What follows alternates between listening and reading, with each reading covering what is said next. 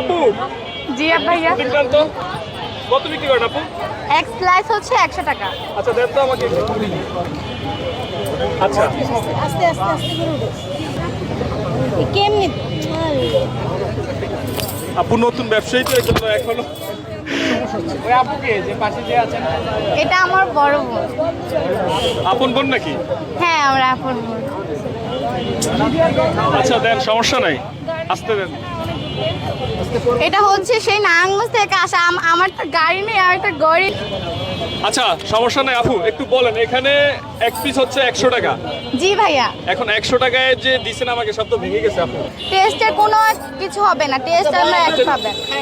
আচ্ছা ঠিক আছে, আমি আপনি একটু খাই। খেয়ে তারপর আপনার হাতে একটু রাখেন, আমি একটু খাই, তারপরে দেখি কেমন রিভিউটা দিই। বিসমিল্লাহ। বন্ধু কেমন লাগে বন্ধু? অসাধারণ।